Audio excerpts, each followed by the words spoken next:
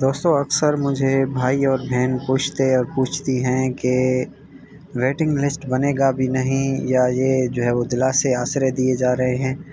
تو یہ official letter جو امینڈمنٹ کیا گیا تھا ریکروٹمنٹ پالیسی 2021 میں، وہ اس وقت میرے سامنے ہے، جس میں واضح طور لکھا گیا ہے کہ further he proposed that the excess passing JESTs and PSTs at Talca and UC level may be placed on waiting list till 1 year. They may be appointed in case vacancy becomes available during a year. تو یہ اس change میں واضح لکھا ہوا ہے جو Sindh assembly میں recruitment policy کی امینڈمنٹ ہوئی تھی۔ یہاں پہ لکھا ہے کہ 5 سے 6 ہزار ٹیچر ہر سال ریٹائر ہوتے ہیں، اس سے بھی زیادہ انگ ہے، جو تعداد ہے وہ 5 سے 6 ہزار سے بھی زیادہ ہے۔ 5 ہزار ٹیچر پروموٹ ہوتے ہیں، یعنی JEST سے HST، PST سے HST، تو اس سے بھی ویکنسیز خالی ہوتی ہیں۔ 200 سے 400 بیچارے ایکسپائر ہو جاتے ہیں، دے ڈائی، تو وہ بھی فانی ہے جہان، تو چھوڑنا ہے۔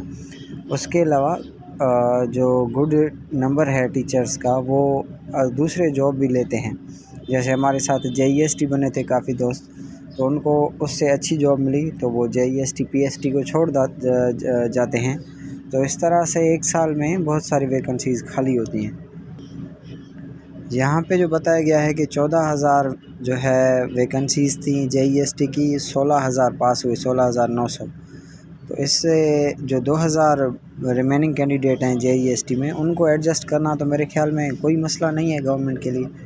اور PST کی جو ویکنسیز ہیں وہ 32,000 ہیں، پاس ٹوٹل 31,000 سم تھنگ ہوئے، تو یہ بھی ان کو ایڈجسٹ کرنا بھی تھوڑا ایشو نہیں ہے۔ لیکن یہ ہے کہ اب جیسے میں آپ کو بتا رہا تھا کہ لطیف آباد حیدرآباد میں 600 بہنیں پاس ہیں، ایڈجسٹ ٹوٹل 80 ہوئے۔